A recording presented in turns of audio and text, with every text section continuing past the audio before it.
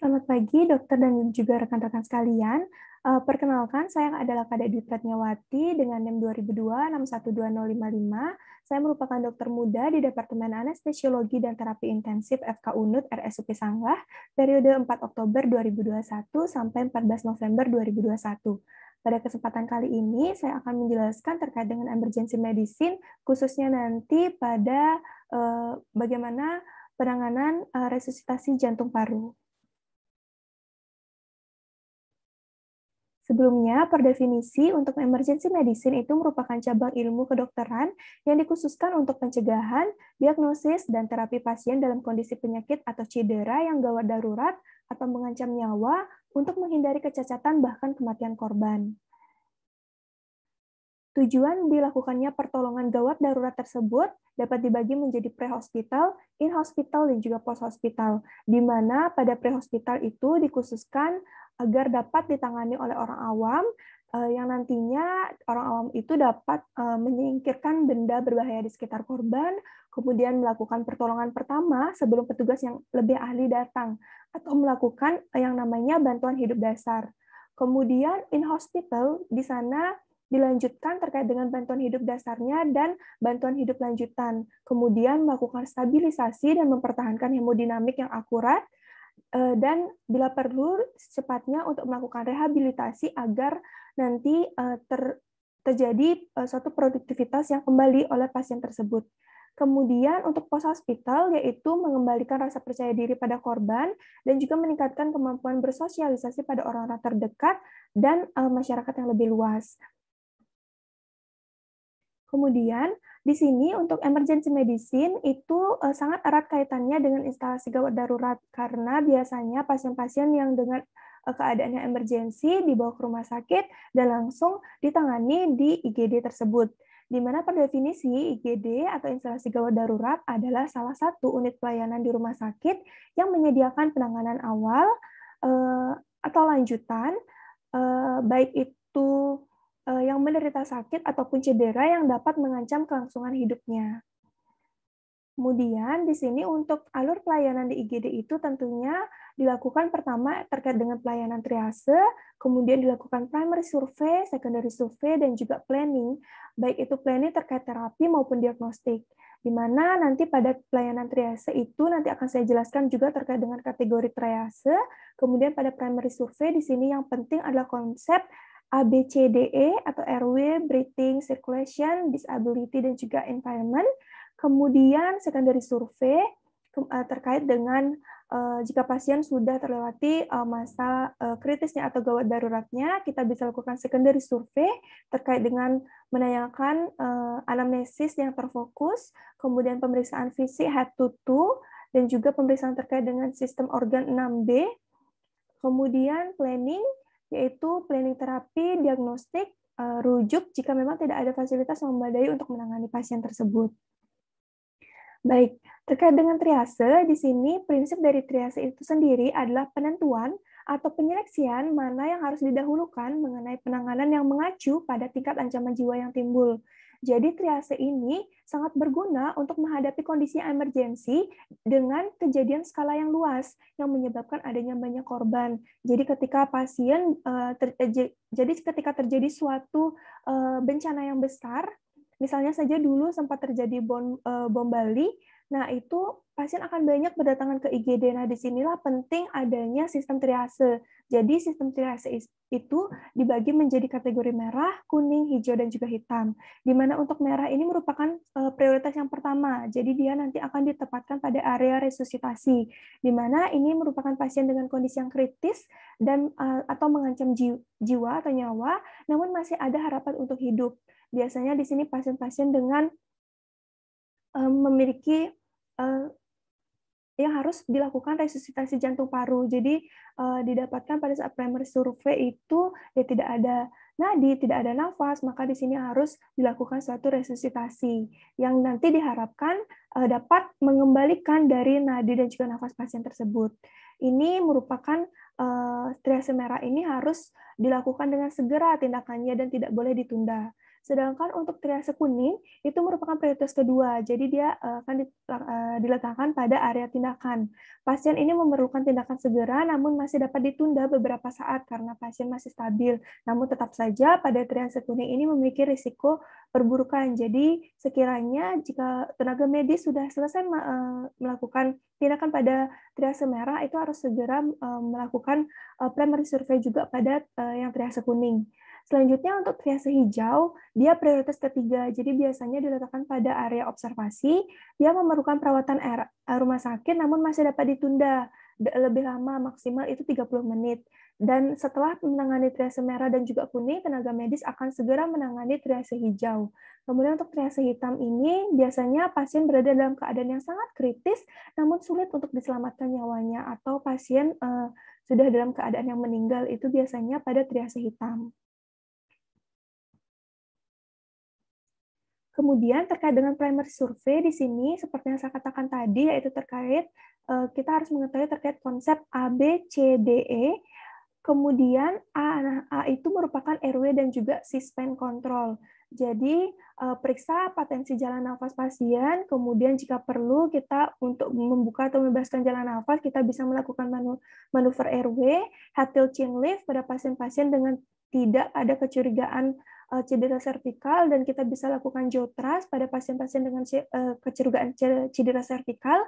Kemudian bila perlu lagi, jika memang tersedia dari coral neck atau sebagai suspend kontrolnya, kita bisa gunakan hal tersebut pada pasien-pasien dengan adanya tanda cedera servikal. Kemudian B, yaitu breathing dan juga ventilation. Jadi kita bisa melihat pergerakan dinding dada pasien, dengarkan suara nafas pasien, dan rasakan ada atau tidaknya nafas, atau yang sering kita sebut sebagai look, listen, feel. Kemudian untuk C, circulation and bleeding control. Jadi periksa nadi pasien, kemudian periksa tekanan darah pasien, dan lihat apakah ada perdarahan atau tanda perdarahan. Jika memang ada perdarahan atau tanda perdarahan, kita bisa observasi dan lihat di manakah perdarahan tersebut, dan jika memang terjadi luka terbuka yang menyebabkan terjadinya bleeding yang masif, kita bisa lakukan bleeding control dengan bebat dan juga tekan. Dan tentunya jika ini settingnya sudah di rumah sakit, kita harus segera mulai lakukan suatu penanganan, entah itu kita bisa lakukan bebat tekan, kemudian atau kita bisa lakukan ligasi terhadap mungkin arteri sehingga dia terjadi suatu bleeding yang masif seperti itu. Kemudian D itu disability and neurogenic examination. Jadi kita bisa periksa terkait dengan kesadaran pasien, bagaimana GCS-nya, dan periksa juga neurologis untuk melihat apakah ada tanda-tanda kerusakan intrakranial. Entah itu pasien mengalami kelemahan separuh tubuh, itu kita bisa periksa untuk mengetahui apakah ada kecurigaan yang mengarahkan pada masalah pada intrakranial. Kemudian E yaitu exposure and environment control. Jadi kita bisa lepas pakaian pasien, periksa apakah ada cedera lain. Jadi kemudian di sini penting juga untuk mencegah pasien mengalami hipotermia. Kemudian jika sudah selesai dilakukan primary survey dan kondisi kegawat daruratan tertangani, jadi misalnya pada pasien yang tadi sudah dilakukan primary survey, ternyata pasien pada circulation kita dapatkan ternyata nadinya tidak teraba, kemudian nafasnya juga tidak terasa, jadi kita bisa mulai melakukan RJP atau resusitasi jantung paru yang nanti akan saya jelaskan di belakang. Kemudian ini secondary survey itu biasanya kita lakukan jika kondisi kegawat daruratan sudah ditangani. Biasanya kita lakukan anamnesis terfokus, yaitu terkait dengan ampel, alergi, medication, past medical history, last meal, dan juga event.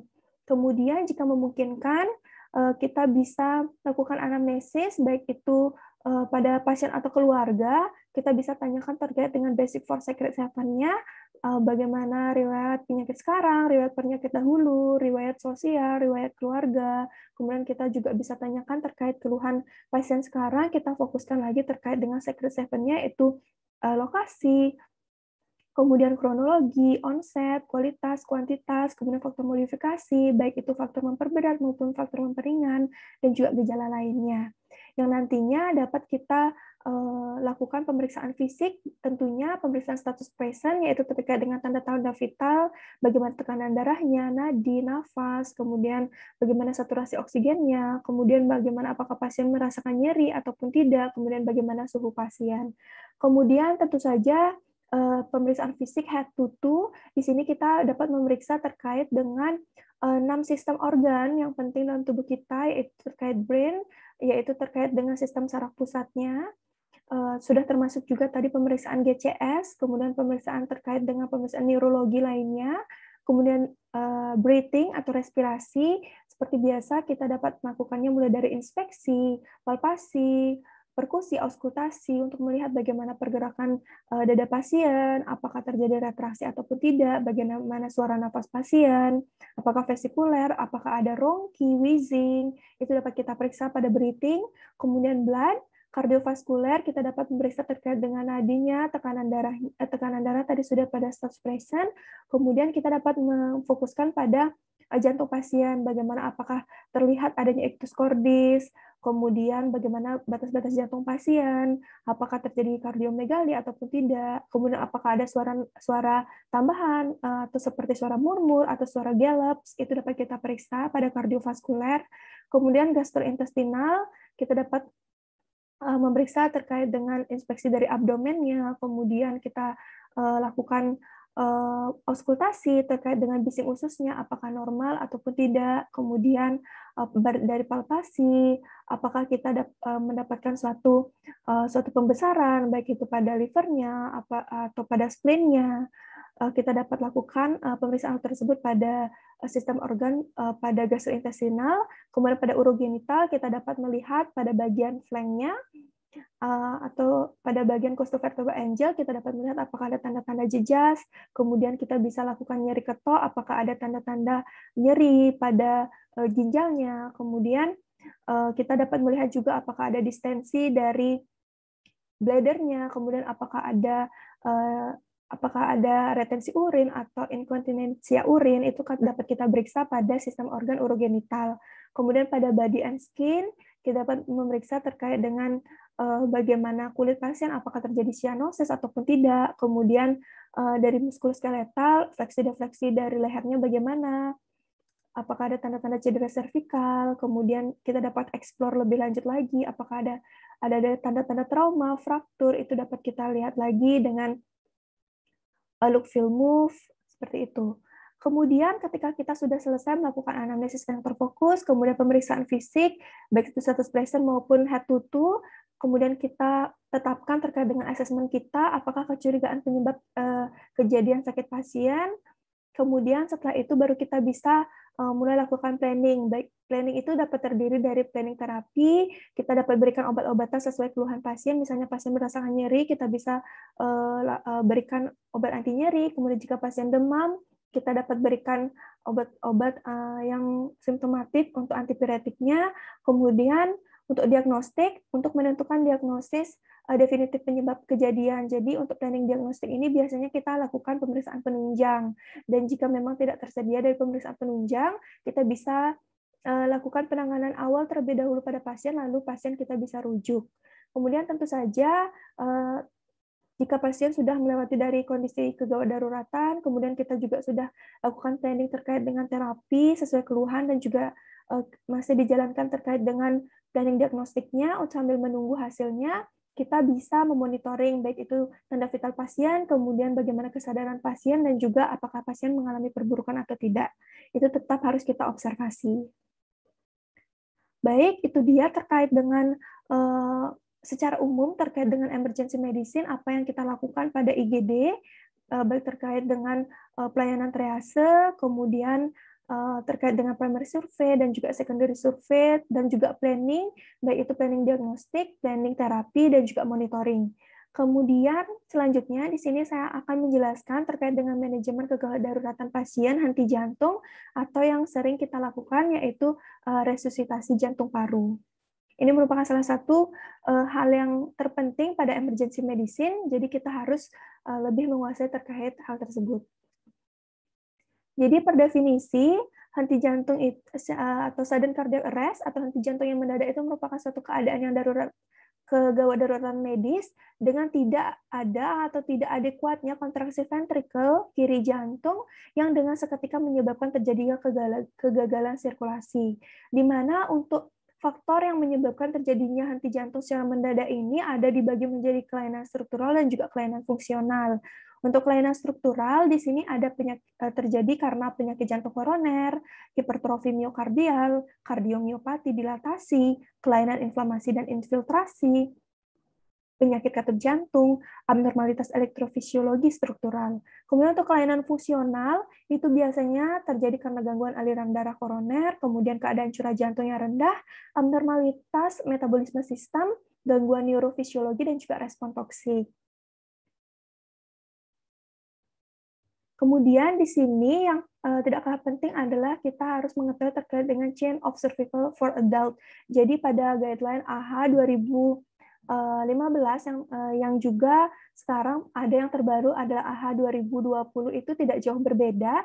Jadi ada penanganan terkait dengan in-hospital cardiac arrest dan juga out-hospital cardiac arrest. Jadi jika in hospital, jadi pasien misalnya dia sudah ada di rumah sakit, itu pertama tentu kita lakukan jika pasien mengalami tanda-tanda dari cardiac arrest, tentu kita harus melakukan pengenalan awal dan juga pencegahan.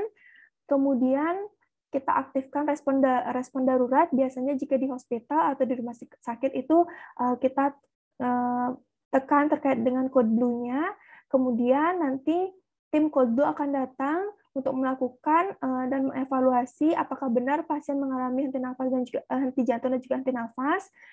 Ketika memang benar terkonfirmasi, maka bisa dilakukan CPR yang berkualitas. Kemudian biasanya itu tersedia juga terkait dengan alat defibrilasi. Jadi pada saat melakukan CPR dilakukan monitoring juga terkait apakah dari ritme dari jantung pasien, apakah dia shockable atau non-shockable.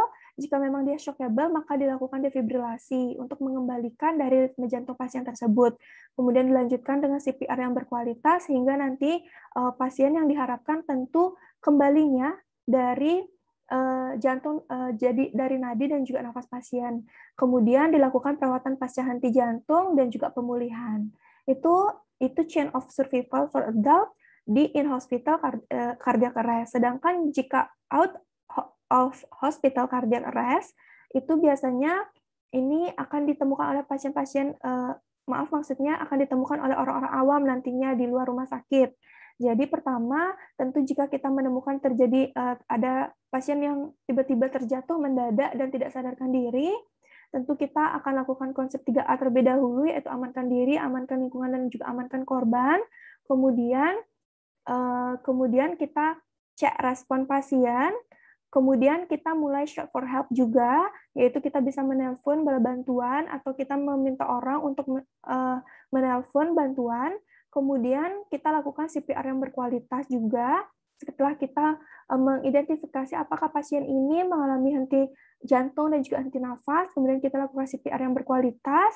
Setelah itu baru jika di luar biasanya dia akan, jika memang tersedia dari AED, yaitu automatic external defibrillation, itu akan kita coba untuk menggunakan AED tersebut untuk nantinya dapat dilakukan defibrilasi. Jadi nanti AED itu merupakan suatu alat yang nantinya akan mendeteksi terkait dengan ritme jantung pasien. Itu merupakan alat yang portable, jadi bisa dilakukan di luar rumah sakit. Jika memang tidak tersedia, kita bisa tetap lakukan CPR sambil menunggu bantuan datang, yaitu untuk melakukan resusitasi lanjutan. Ketika sudah bantuan datang, kita serahkan pada yang lebih ahli untuk nantinya dibawa ke rumah sakit, dilakukan suatu penanganan lebih advance lagi, dan juga jika memang pasiennya itu kembali terkait dengan nadi dan juga nafasnya, bisa dilakukan perawatan pasca henti jantung, kemudian juga pemulihan. Jadi ini merupakan perbedaan dari in-hospital cardiac arrest dan juga out of hospital cardiac arrest. Jadi biasanya mungkin di tempat-tempat yang kurang umum misalnya itu belum tersedia dari AED. Jadi biasanya kita sebagai orang awam itu hanya bisa melakukan resusitasi jantung paru saja sambil menunggu bala bantuan datang. Setelah itu baru dibawa ke rumah sakit, dan di rumah sakitlah mulai dicek atau dimonitoring lagi terkait apakah pasien ini shockable atau non shockable, kemudian baru dilakukan defibrilasi jika memang pasien ini ritme jantungnya shockable, seperti itu. Nah, ini merupakan apabila kita menemukan pasien yang tidak sadar, apa yang harus kita lakukan? Jadi ini kita lakukan yang kita kenal singkatannya dengan DRS-CAB. Jadi tadi sudah sempat saya singgung sedikit, jadi ini lebih detail lagi terkait dengan apa sih itu DRS-CAB. Nah, D itu adalah danger.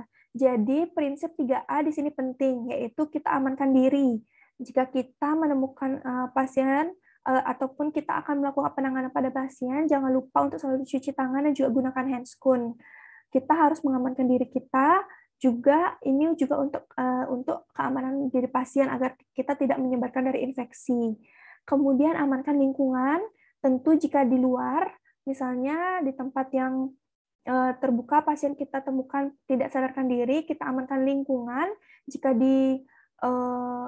Jika ada kerumunan, kita tolong bisa bebaskan dari kerumunan atau minta tolong orang agar tidak dikerumuni, seperti itu. Kemudian amankan korban jika misalnya pasien berada di jalan raya seperti itu, jadi kita bisa pindahkan korban ke sisi dari jalan agar nanti tidak menimbulkan suatu kemacetan, kemudian tidak terjadi hal-hal yang tidak diinginkan, misalnya ada mobil yang tidak mengetahui ternyata terjadi suatu kejadian seperti pasien tiba-tiba terjatuh. Jadi penting di sini menerapkan terkait dengan prinsip 3A sebelum kita mulai menangani dari pasien. Kemudian selanjutnya adalah R, yaitu respon.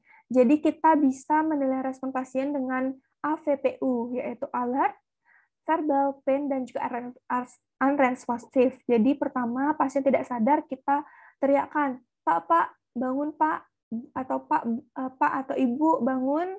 Kemudian kita bisa tepuk bahunya, atau jika pasien tidak alert, artinya tidak langsung bangun, dengan verbal, dengan panggilan pun pasien tidak bangun, kita bisa lakukan pemberian pressure atau pain untuk menstimulus dari nyeri tersebut sehingga pasien dapat bangun. Namun di sini untuk stimulus nyerinya, di sini kita bisa berikan pada bagian supraorbital, kemudian kita bisa berikan juga pada lunula atau pada nail beds-nya, kemudian bisa pada sternum atau pada bagian temporomandibular junction atau temporomandibular joint. Nah, jika setelah kita lakukan respon pain itu ternyata pasien tidak sadar, berarti kita putuskan ternyata memang pasien unresponsive. Nah, ketika terjadi pasien tidak sadarkan tersebut, secara simultan juga kita shout for help. Jadi jika kita di luar dan kita sendiri, namun kita membawa handphone, kita bisa memanggil bantuan, aktifkan speaker sambil kita melanjutkan dari pemeriksaan, dan kita bisa berkomunikasi kepada ambulan untuk segera datang. Kita bisa berinformasikan kejadian apa yang terjadi, kemudian lokasinya di mana, dan apa saja bantuan yang kita perlukan. Kemudian jika kita sendiri tanpa handphone, kita bisa berteriak, panggil bantuan, dan jika memang di sana sekiranya misalnya di airport seperti itu yang memang ada suatu fasilitas yang namanya AED, kita bisa minta bantuan orang untuk mengambilkan AED tersebut karena AED ini sangat penting. Jadi dia merupakan AED ini atau Automated External Defibrillation ini adalah perangkat yang menganalisa irama jantung pasien. Jadi alat ini akan menganalisa dan melakukan shock atau kejut listrik jika irama jantung itu shockable atau VTVF, kemudian akan diinstruksikan juga waktu untuk memulai RJP. Jadi kita bisa pasang AED tersebut pada dada pasien seperti pada gambar, kemudian nanti AED akan menganalisa dari irama jantung pasien, kemudian setelah dia menganalisa jika memang ternyata shockable, jika dia akan langsung memberikan kejut listrik. Setelah itu baru alatlah yang akan menginstruksikan kita untuk melakukan resusitasi atau penekanan atau kompresi pada jantung pasien. Jadi, jika ada AED ini, tentu saja akan lebih memudahkan orang awam untuk melakukan bantuan hidup dasar tersebut. Jadi sebenarnya memang sangat penting di tempat-tempat umum itu ada suatu fasilitas yang namanya AED. Nah, setelah misalnya saja tidak ada AED, setelah kita lakukan DRS, jadi setelah short for help, kita nilai terkait dengan sirkulasi pasien. Kita cek nadi pasien dan juga secara simultan kita lihat pergerakan dinding dada pasien untuk mengetahui apakah pasien bernafas atau tidak. Jika nadi tidak teraba kurang dari 10 detik, mulai lakukan RJP. Namun jika nafas yang tidak teraba dan nadi yang teraba, itu kita bisa lakukan ventilasi tiap 6 detik. Jadi kita buka jalan nafas pasien, kemudian kita bisa lakukan ventilasi. Nanti saya akan jelaskan di belakang terkait dengan ventilasi. Itu kita lakukan tiap 6 detik. Jadi kita berikan ventilasi atau kita berikan nafas bantuan, kemudian kita hitung sampai 6 detik, kemudian kita lagi berikan yang kedua. Jadi biasanya berikan nafas, kemudian 1, 2, 3, 4, 5 nafas, 1, 2, 3, 4, 5 nafas, seperti itu. Karena nanti yang kita inginkan adalah terjadi suatu ventilasi 10 kali per menit. Nah, ini jika pasien ada nadi. Namun, jika pasien tidak ada nadi, sudah tentu pasien tidak ada nafas. Jadi tentu di sini merupakan indikasi kita lakukan dia resusitasi jantung paru. Lalu, bagaimana teknik dari RJP atau resusitasi jantung paru? Pertama, kita atur posisi pasien. Posisi pasien yang bagus untuk dilakukan RJP adalah pasien yang terlentang di atas permukaan yang keras dan juga datar. Kemudian posisi penolong itu ada berlutut di samping pasien, atau jika settingnya di rumah sakit, dia akan berdiri di samping tempat tidur pasien. Nah, kemudian di sini hal yang penting, letakkan tumit telapak tangan pada pertengahan dada atau 2 jari di atas processus xiphoideus dengan telapak tangan ditumpuk dengan jari yang ditautkan. Jadi biasanya kita gunakan bantalan dari telapak tangan tersebut yang dominan. Misalnya kita dominan tangan kanan, jadi tangan kanan kita taruh di atas 2 jari di atas xiphoid processus, kemudian tangan kiri menautkan seperti ini. Kemudian biasanya pada laki-laki itu dia akan di antara 2 puting susu. Namun jika pada perempuan itu kita tidak bisa mempatok seperti itu. Tetap kita cari dulu di mana xiphoid processus xiphoideusnya, kemudian 2 jari di atas itu kita letakkan bantalan tangan kita seperti ini. Kemudian posisi tubuh kita adalah seperti pada gambar ini, yaitu 90 derajat. Tangan kita 90 derajat terhadap badan pasien. Kemudian kaki kita tripod position, jadi tumit kita bertemu dengan lutut kita dibuka selebar bahu, kemudian tangan kita lurus, dan nanti pada saat kita melakukan kompresi, itu gunakan berat badan untuk menekan pasien, menekan dada pasien. Jadi supaya jangan gunakan tangan kita, supaya nanti penekannya lebih maksimal, itu kita gunakan berat badan kita untuk melakukan kompresi. Nah, itu prinsip dasar dari EJP. Nah, kemudian berapa lama dan berapa dalam kita melakukan kompresi? Jadi kompresi itu dilakukan dengan kedalaman 5-6 cm. Kemudian dengan kecepatan 100-120 kali per menit. Dengan perbandingan kompresi dan juga ventilasi yaitu 30:2. Jadi, sebenarnya jika kita sudah menggunakan AED di awal, seperti tadi, jika tersedia AED itu sangat bagus, karena nanti AED itu akan mendeteksi apakah kedalaman dari kompresi kita sudah cukup atau tidak, dan juga kecepatannya sudah cukup atau tidak. Namun, jika memang tidak ada AED, tentu kita tidak bisa diam saja. Jadi kita tetap harus melakukan suatu resusitasi jantung paru dengan mengira-ngira. Jadi di sini memang perlu suatu latihan untuk membiasakan diri seberapa dalamkah kita harus melakukan kompresi dan seberapa cepatlah kita harus melakukan kompresi. Kemudian setelah 30 kompresi, kita akan memberikan nafas atau ventilasi sebanyak 2 kali. Jadi setelah 30 kompresi, kemudian kita menuju ke airway pasien, kita lakukan berikan nafas yaitu sebanyak 2 ventilasi.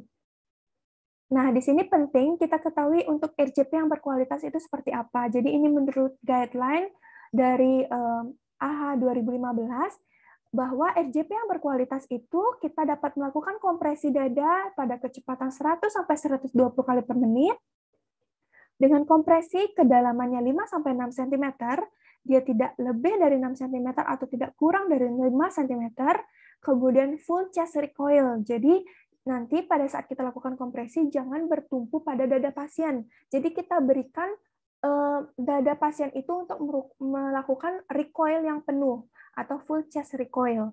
Kemudian minimal interupsi. Jadi di sini jangan sering-sering untuk entah itu menjawab, misalnya pada kondisi di luar rumah sakit atau di jalan raya yang tiba-tiba kita menemukan pasien henti nafas, henti jantung, kemudian kita banyak ditanya bagaimana ini, bagaimana, kemudian kita lakukan interupsi, jadi kita tiba-tiba melepas dari kompresi pasien seperti itu. Jadi itu kita harus minimalkan interupsi untuk mencapai RJP yang berkualitas.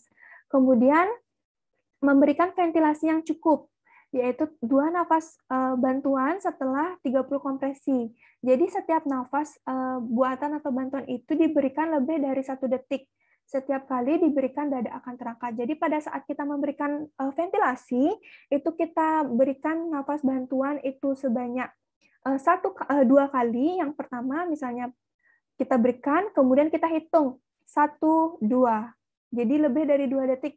Kemudian baru kita berikan yang kedua, kemudian kita hitung 1, 2. Setelah itu baru kita bisa lakukan lanjutkan terkait dengan kompresinya.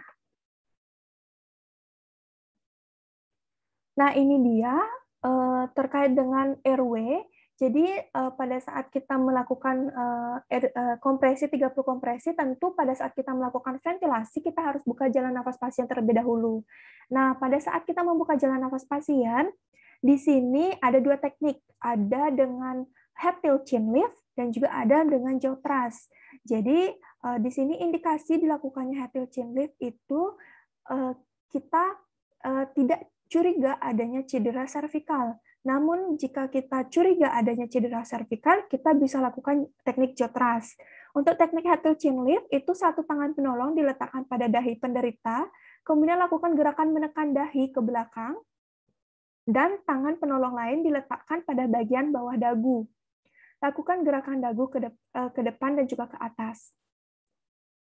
Dan untuk teknik jaw thrust, ini dorong sudut rahang kiri dan kanan ke arah depan, sehingga barisan gigi bawah berada di depan barisan gigi atas. Jadi pada bagian temporomandibular joint-nya itu kita dorong ke atas, hingga gigi yang di bawah itu sejajar dengan gigi yang di atas, untuk membuka jalan nafas pasien. Jadi ini memang idealnya dilakukan penolongan itu dengan 2 orang. Jadi ada yang kompresi, ada yang membuka jalan nafas pasien. Kemudian setelah itu breathing. Nah, breathing ini juga kita memberikan nafas bantuan. Ini erat kaitannya juga dengan teknik RJP tadi, yaitu setelah kita melakukan 30 kompresi, kita buka jalan nafas pasien dan kita lakukan ventilasi. Nah, teknik dilakukan ventilasi ini ada mode to mode, kemudian mode to barrier device, mode to nose, mode to stoma, atau dengan menggunakan back valve mask. Jadi, tentu pada pemberian breathing ini, kita harus pastikan dada pasien itu terangkat, yang menandakan bahwa memang udara yang kita berikan itu sudah masuk ke paru-paru pasien. Kemudian di sini, karena sekarang kan jadi zamannya memang banyak virus yang beredar, jadi memang mode to mode ini tidak terlalu disarankan. Jadi jika bisa kita gunakan back valve mask, atau kita bisa dengan adanya mode to barrier device. Jadi dapat dilihat pada gambar ini merupakan beberapa contoh dari barrier device yang dapat kita gunakan untuk memberikan ventilasi atau breathing pada pasien. Nah, ini dia untuk pada guideline AHA 2015 juga pada guideline AHA 2020 yang tidak ada perubahan yang signifikan, di sini diprioritaskan untuk orang-orang awam yang menemukan adanya pasien tiba-tiba terjatuh, kemudian diperiksa terkait dengan sirkulasi dan juga breathing-nya tidak ada, kita bisa lakukan hands-only CPR. Jadi hanya melakukan penekanan atau kompresi dari dadanya saja. Karena yang kita butuhkan adalah kita menggantikan dari bagaimana kerja jantung itu. Jadi tidak masalah untuk melakukan hands-only CPR, namun jika memang pada orang-orang yang memang sudah terlatih atau highly training, tentu dia harus melakukan CPR sesuai dengan RJP yang berkualitas, yaitu 30 kompresi dan juga 2 ventilasi. Namun misalnya saja sekarang banyak terjadi, misalnya sekarang pada kondisi sekarang ini kan ada COVID-19, jadi mungkin tidak masalah sebelum kita rujuk pasien ke rumah sakit, kita menemukan korban henti nafas henti jantung, jika kita ragu pasien ini apakah dia menderita COVID atau tidak, dan tentu saja juga kita tidak bisa memastikan, kita tidak masalah hanya melakukan hands-only CPR saja. Itu pun kita sudah melakukan suatu tindakan dan membantu atau menyelamatkan dari mencoba untuk menyelamatkan dari nyawa pasien, dibandingkan kita tidak melakukan CPR sama sekali. Nah, ini dia terkait dengan ringkasan komponen CPR yang berkualitas. Tadi yang saya jelaskan itu terkait dengan bagaimana melakukan CPR dengan 2 penolong, 1 atau 2 penolong pada dewasa dan juga anak remaja. Jadi, di sini untuk lokasinya tentu saja tadi prinsip 3A, amankan diri, amankan lingkungan, dan juga amankan korban. Kemudian konsep CAB, yaitu sirkulasi, kita dapat nilai bagaimana dari nadi karotis pasien apakah teraba atau tidak, kurang dari 10 detik jika ternyata memang tidak teraba dari nadi, kemudian nafasnya juga tidak adekuat, tidak teraba nadi dan juga nafasnya tidak teraba, itu merupakan indikasi dilakukannya CPR.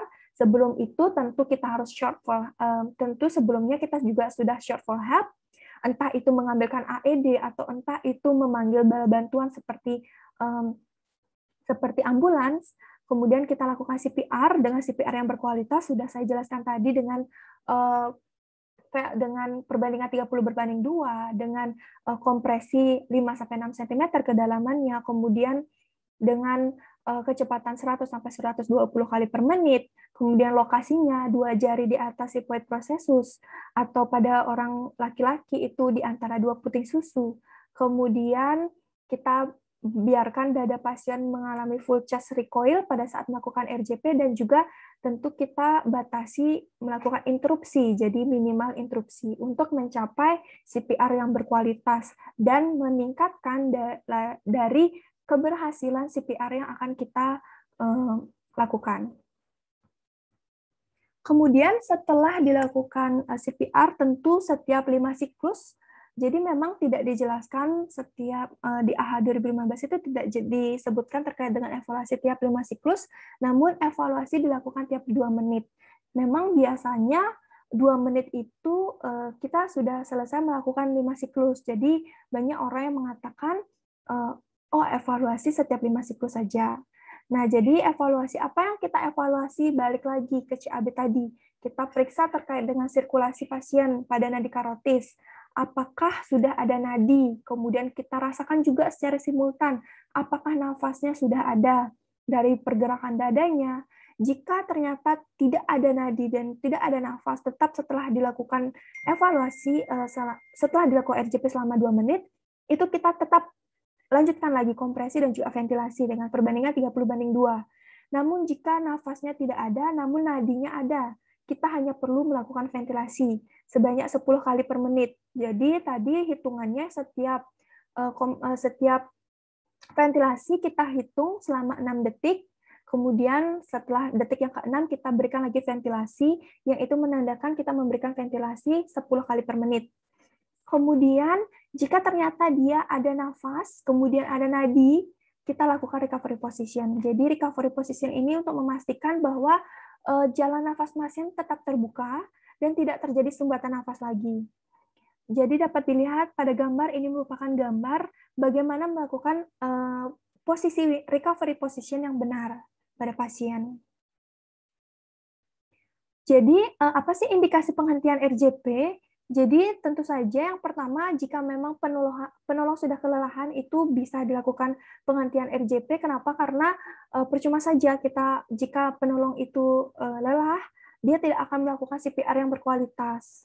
Karena memang melakukan CPR yang benar, baik dan benar itu memang akan membutuhkan tenaga yang lebih. Jadi bagaimana kita menggunakan berat badan kita untuk melakukan kompresi, kemudian kita memastikan kompresinya itu benar 100-120 kali per menit dengan kedalaman yang benar yaitu 5-6 cm.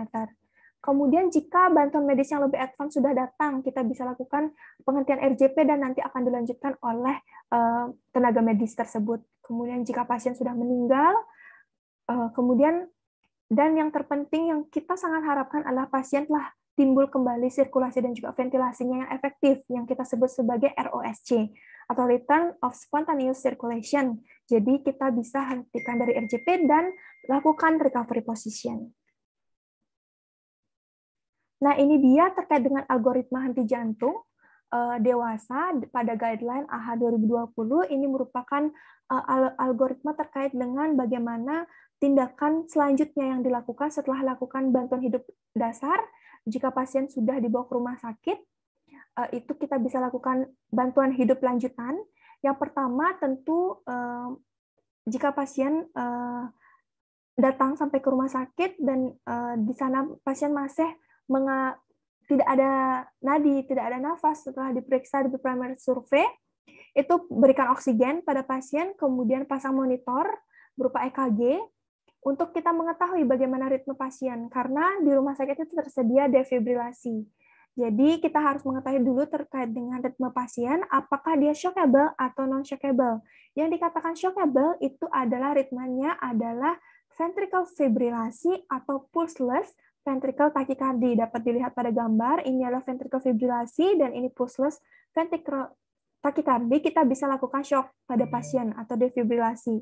Kemudian jika ternyata dia tidak shockable, yang kita sebut sebagai asystole atau isoelectric line, dan atau dia PEA, pulseless electrical activity, dapat dilihat pada gambar, itu kita bisa langsung tetap lakukan RJP selama 2 menit, sembari dilakukan akses IV untuk memasukkan epinefrin tiap 3-5 menit sebanyak 1 mg. Kemudian kita tetap lakukan RJP sampai 5 siklus. Jika ternyata setelah dilakukan RJP, ritmenya bagaimana, kita cek lagi setelah 5 siklus, ritmenya bagaimana, apakah dia shockable atau tidak shockable. Jika dia tidak shockable, kita tetap lakukan RJP lagi selama 2 menit. Kemudian setelah 2 menit itu kita lagi evaluasi apakah iramanya shockable ataupun tidak. Dan jika pasien setelah kita evaluasi ternyata sudah kembali terkait dengan nadi dan nafasnya, kita bisa lakukan recovery position dan lakukan penanganan atau perawatan pasca henti jantung. Namun jika ternyata dia iramanya tetap tidak shockable, namun ternyata dan belum timbul juga terkait dengan nadi dan juga nafasnya atau belum ROSC, maka kita tetap harus lakukan RJP sampai kita memang kelelahan dan digantikan oleh rekan. Namun jika ternyata ini bagian yang kiri, jika ternyata pada saat irama yang pertama dia adalah shockable, kita lakukan shock. Setelah dilakukan shock akan dilanjutkan dengan CPR sembari dilakukan akses IV. Kemudian setelah 2 menit kita lakukan RJP, itu akan diperiksa lagi terkait dengan ritmenya, apakah dia shockable ataupun tidak. Jika dia ternyata tetap shockable, namun ternyata belum ROSC, kita setelah evaluasi nadi nafasnya tetap tidak terdeteksi, itu kita lakukan shock. Setelah lakukan shock lagi, baru kita masukkan terkait dengan epinefrin 1 mg tiap 3-5 menit. kita evaluasi lagi setiap 2 menit terkait dengan irama jantung pasien. Jika yang kedua ternyata memang dia tetap tidak ROSC, setelah kita lakukan shock yang ketiga kalinya, di sini kita bisa masukkan obat terkait dengan amiodaron atau lidocaine. Jadi yang pertama kita berikan epinefrin, lalu yang kedua kita berikan amiodaron atau lidocaine. Jadi dengan dosis untuk epinefrin itu 1 mg tiap 3-5 menit, kemudian amiodaron itu dosis pertamanya 300 mg bolus, dan dosis keduanya 150 mg, atau dosis lidocaine-nya adalah dosis pertamanya 1-1,5 mg per kilogram berat badan, dan dosis keduanya adalah 0,5-0,75 mg per kilogram berat badan. Jadi itu merupakan alur bagaimana kita melakukan algoritma ataupun alur pada pasien-pasien henti jantung untuk melakukan bantuan hidup lanjutan.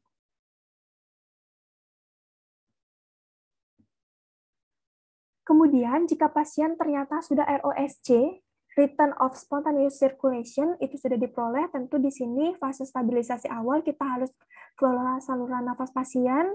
Bila perlu, memang jika memang pernafasannya tidak adekuat, kita bisa pasang terkait dengan pipa endotrakeal, kemudian kelola parameter nafas dari nafas pasien, 10 nafas per menit, kemudian saturasi oksigennya, kemudian bagaimana tekanan CO2-nya, kita pastikan dia 35-45 mm per milimeter Hg, jadi ini nanti bisa dilihat pada ventilator. Kemudian kelola parameter hemodinamik pasien. Dengan tekanan darah sistolik itu pastikan lebih dari 90 mm Hg, dan tekanan arteri min atau MAP-nya adalah lebih dari 65 mm Hg. Kemudian kita tetap lakukan monitoring terkait dengan EKG, 12 sadapan atau 12 lead. Pertimbangkan intervensi jantung potensial jika kita temukan adanya STEMI, kemudian shock kardiogenik yang tidak stabil, dan juga bantuan sirkulasi mekanis jika diperlukan. Kemudian kita periksa pada manajemen berkelanjutan dan aktivitas potensial tambahan, kita periksa apakah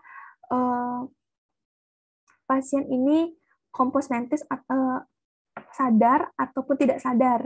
Jadi jika pasien mengalami tidak sadar seperti itu, kita bisa lakukan pengelolaan terkait dengan TTM atau terkait dengan intervensi dari menggunakan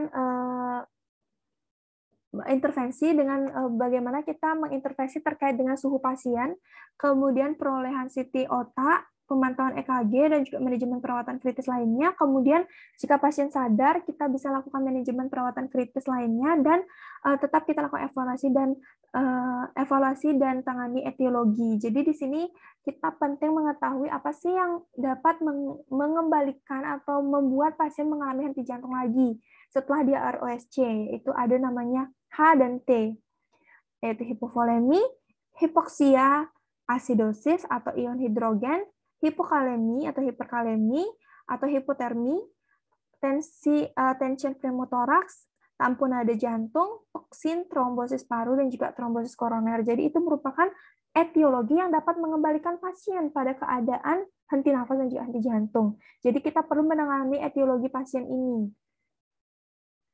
agar tidak terjadi dari henti nafas dan henti jantung tersebut lagi.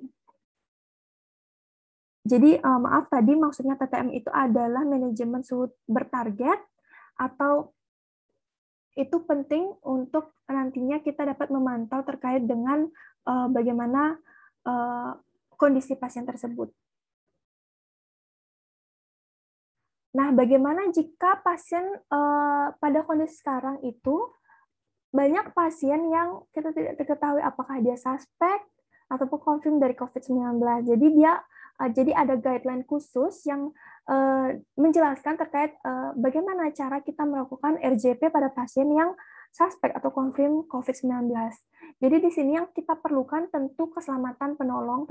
Yang pertama konsepnya adalah kita menyelamatkan diri sendiri, kemudian keselamatan atau kebutuhan ataupun hak pasien. Kemudian di sini kita memastikan bahwa pasien suspek atau terkonfirmasi COVID-19 yang mengalami cardiac arrest mendapatkan peluang terbaik untuk bertahan hidup tanpa mengorbankan keselamatan penolong. Jadi kita memberikan pelayanan untuk keselamatan pasien dengan tidak mengorbankan keselamatan kita sendiri atau penolong. Di mana prinsip umum resusitasi pada COVID-19 yaitu yang pertama, kurangi paparan terhadap penolong, prioritaskan strategi oksigenasi dan ventilasi dengan risiko aerosolisasi yang rendah, dan pertimbangkan kelayakan untuk resusitasi. Yang pertama, cara untuk mengurangi paparan terhadap penolong, tentu kita harus menggunakan APD lengkap, batasi jumlah personil, kemudian pertimbangkan alat kompresi mekanik seperti pada gambar, dan konfirmasi status pasien COVID-19 pada penolong baru. Jika kita kelelahan misalnya, pasien tidak ROSC, pasien penolong baru melakukan resusitasi, kita konfirmasi bahwa pasien ini dia menderita atau suspek atau konfirm dari COVID-19 supaya dia juga terhindar atau meminimalisir paparan dia dengan virus COVID ini. Kemudian untuk strategi oksigenasi dan juga ventilasi, di sini jika kita punya dan memang harus punya, itu terkait dengan bagaimana kita menggunakan dari HEPA yang memiliki filter. Jadi ini merupakan perangkat ventilasi sebelum memberikan bantuan nafas apapun. Kemudian kita lakukan intubasi jika memang kita anggap pasien ini harus memerlukan RW ataupun ventilasi adekuat. Kita bisa lakukan intubasi, kemudian kita bisa pasang dari endotracheal tube yang ada cuff-nya. Kemudian kita sambungkan dengan ventilator yang memiliki high efficacy particulate air atau HEPA filter. Jadi ada filter HEPA-nya pada ventilator tersebut. Kemudian meminimalkan upaya ventilasi yang gagal. Jadi sebisa mungkin jika pada saat melakukan intubasi dilakukan oleh profesional yang memang sudah biasa melakukan intubasi supaya tidak terjadi suatu kegagalan pada saat intubasi yang meningkatkan terjadinya paparan aerosol yang berlebihan seperti itu. Kemudian jika bisa dan jika tersedia, penting digunakan laryngoskop yang ada videonya. Jadi kita benar-benar sekali coba one shoot kita bisa memasang dari intubasi tersebut, memasang dari endotracheal tube tersebut. Kemudian setelah terpasang sirkulasi yang tertutup, minimalkan pemutusan untuk mengurangi aerosolisasi. Jadi tetap dipasang dari HEPA filter tersebut. Kemudian untuk pertimbangan kelayakan resusitasi, tentu kita menetapkan tujuan pada perawatan pasien COVID-19 ini, apakah memang perlu apakah pasien ini memang dia memiliki prognosis yang baik ke depannya atau prognosis yang buruk. Kita harus tetapkan tujuannya supaya nanti ketika kita lakukan RJP ternyata gagal karena memang sistem organ pasien itu sudah misalnya sudah multiple organ failure seperti itu. Jadi kita harus tetapkan tujuan apakah perawatan pasien COVID-19 ini memiliki prognosis yang baik ke depannya ataupun tidak. Kemudian sistem pelayanan kesehatan dan ini harus ditetapkan kebijakan untuk memadu penolong dalam menentukan ketepatan memulai dan mengakhiri CPR untuk pasien COVID-19. Jadi kita harus menetapkan sistem pelayanan kesehatan. Emergensinya kita harus tetapkan bagaimana tujuannya ke depannya. Nah, ini dia untuk basic life support jika kejadian di luar rumah sakit untuk pasien yang diduga atau confirm dari COVID-19 ini. Pertama, pada konsep 3A, amankan diri, amankan lingkungan, amankan korban itu penting. Pada saat amankan diri, kita harus gunakan APD yang lengkap. Kemudian batasi personil resusitasi. Kemudian yang lainnya itu tetap bagaimana kita memeriksa kesadaran pasien, kemudian bagaimana kita shout for help, kemudian kita memeriksa sirkulasi selama kurang dari 10 detik. Pastikan bahwa apakah memang benar henti nafas dan juga henti jantung. Jika ternyata tidak bernafas, jika misalnya tidak bernafas dan juga tidak ada nadi, kita lakukan RJP. Pada saat kita melakukan RJP, sama, yaitu 30 kompresi, namun pada saat kita melakukan ventilasi, di sini yang terpenting, yaitu kita harus menggunakan back mask device dengan filter dan seal yang rapat untuk menghindari paparan dari aerosol tersebut. Kemudian, pada saat ternyata memang ada nadi, kemudian kita memerlukan adanya bantuan nafas pada pasien, tentu juga harus gunakan bantuan nafas dengan back mask device dengan filter dan seal yang rapat tersebut. Kemudian, jika memang tersedia dari AED, kita pasang AED. Jadi alurnya ini sama, namun yang membedakan dengan bagaimana algoritma pada pasien biasa dengan pasien COVID-19 adalah bagaimana kita sebagai penolong harus benar-benar aware terhadap keselamatan kita, yaitu menggunakan APD yang lengkap, kemudian kita batasi personil, dan juga pada saat memberikan ventilasi itu kita gunakan airway device yang benar, jadi supaya kita tidak terpapar dengan aerosol dari pasien. Kemudian ini untuk bantuan hidup lanjutannya itu juga mirip ataupun sama, yang hanya membedakan adalah gunakan APD yang lengkap, batasi personil, dan saat melakukan intubasi kita harus menghentikan dari RJP terlebih dahulu, lakukan intubasi yang cepat, one shoot, gunakan videolaryngoscope, kemudian masukkan dari pipa endotrakeal, sambungkan dengan HEPA filter tersebut yang sudah saya jelaskan tadi, dan mulai lakukan ventilasi dengan menggunakan ventilator atau kita bisa gunakan bagging, lalu baru mulai kita lakukan RJP. Jadi tetap kita harus pasang monitor untuk mengetahui apakah irama pasien shockable atau non-shockable, karena nanti penanganannya akan berbeda. Yang shockable dia akan dilakukan defibrilasi atau kejut listrik, dan yang non-shockable dia hanya dilakukan RJP dan dimasukkan terkait obat-obatan baik itu epinefrin maupun amiodaron atau lidocaine. Dan tentu setelah pasien ternyata ROSC, kita harus periksa terkait dengan etiologi yang menyebabkan pasien terjadi antinafas henti jantung tersebut, yang tadi yaitu 5H dan juga 5T, hipovolemi, hipoksia, ion hidrogen atau asidosis, hipo atau hiperkalemi, hipotermia, kemudian ada tensi pneumotorak, tamponade jantung, toksin, trombosis cerebral, maksudnya trombosis koroner dan juga trombosis pulmoner. Jadi itu merupakan konsep penting yang harus kita terapkan jika kita menemukan pasien dengan henti nafas dan juga henti jantung. Baik, mungkin sekian yang dapat saya sampaikan. Mohon maaf jika ada salah-salah kata, dan semoga bermanfaat, dan terima kasih banyak atas atensinya. Selamat pagi dan terima kasih.